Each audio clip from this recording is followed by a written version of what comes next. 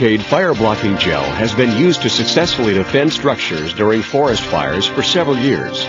This revolutionary product has saved many buildings in wooded areas that would have been destroyed without its protection.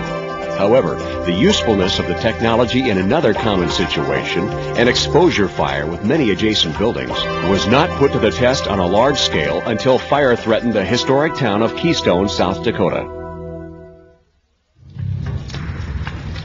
We came on scene at 1:30 in the morning. This area was fully involved at that point in time. We were concerned about getting it stopped on the south end. And as I was concentrating on this area, on the fire area, as my mutual aid people came in, that was brought to my attention that we were getting a lot of radiant heat across the street into the railroad depot, the post office, and the fudge shop, and the Dakota Cove building. It was roaring. It was really burning. There was probably 6 or 7 businesses on fire when we arrived on scene, and it was just ripping its way through town in both directions. Keystone's water supply was inadequate to suppress a fire of this size. Firefighters supplemented the municipal supply by transporting approximately 350,000 gallons of water by tender shuttle during a 6-hour initial attack on the fire. The task of suppressing the fire was complicated by the non-fire resistive construction and the common attics connecting many of the structures in this town, whose economy today is based in large part on the millions of tourists that visit nearby Mount Rushmore National Memorial. As I walked up on the steps of the Black Hill Central Railroad Depot, the curtains and the blinds were already melting inside the windows, and there was even some flames showing around the vinyl sash on the windows. I wiped that fire off with my gloves, and my guys put a little bit of water on the depot, and became very obvious very quick that if we were going to attack the fire on the one side of the street, we had to figure out a way to defend the west side of the street without any manpower. We seemed to be pretty short of water. We started drafting out of a creek. I was there a few minutes, and Captain Sable showed up from Rockville, and he had done a little training with us on Barricade gel, and I said to Gordy, I said, you wouldn't happen to have any Barricade with you, because I said, we're really going to need some for this side of the street. Kind of gets a big grin on his face and says, well, matter of fact, yes, I do. So he said, if you've got gel, can you take the other side of the street out of the equation? I said, yeah, I can. I can do it in about 15 to 20 minutes, and we'll never have to put another drop of water on it.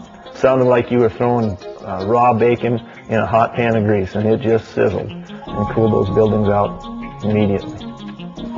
To fully understand the revolutionary properties of Barricade, it helps to examine the protection gel coating on a microscopic level. As Barricade and water are sprayed onto an exposed surface, millions of tiny bubblets are stacked one on top of another. In order for the heat of the fire to penetrate the protected surface, it must burn off each layer of the Barricade bubblet coating. Each layer holds the heat away from the next layer of bubblets beneath.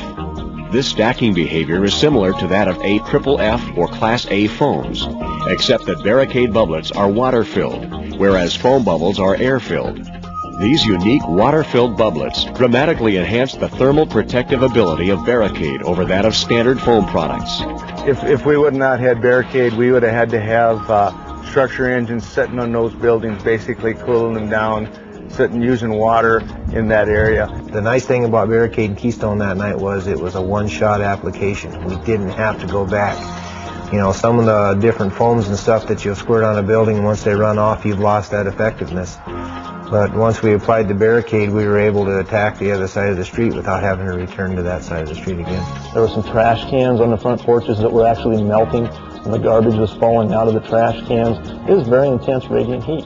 Those buildings were going to be lost. The chamber building down here, I can't believe to this day that that building stood there. It literally melted the stoplight across the street. And there was a set of telephone booths in between these two buildings that were completely melted. And I believe that if these buildings right here, if there wouldn't have been Barricade onto them, that building there would have been up. Business owners whose livelihood was spared from the blaze by firefighters' quick application of Barricade gel were amazed at its effectiveness. People who own businesses directly adjacent to the blaze were surprised to return to their shops to find minimal heat, smoke, or water damage. All of this had already started to melt up on the top. You can see the kind of plexiglass letters that just kind of folded over.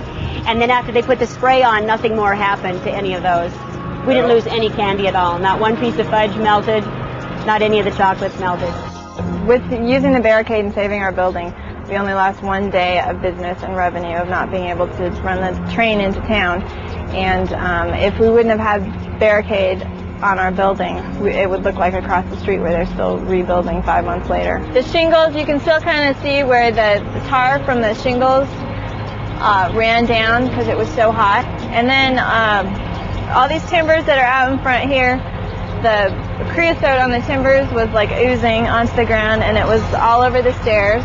To clean it up, Barricade was really easy to clean up. All we did was get a sprayer with water and just sprayed the front of the building, and it just completely went away. And then we used a rag on some of the railings with water and some soap and washed it off. And I did ask what it actually cost to save this building, and they said it cost about $250. I believe that's what it is for a case. And I said, boy, if you did live in the Pines, it would be really worthwhile to have a case of this in your garage and be ready to use that to save your own house. We're definitely going to train on it more, and it's something that's becoming one of the tools in the fire service. Whether fighting forest fires, saving single homes, or controlling an exposure fire, Barricade gel really works.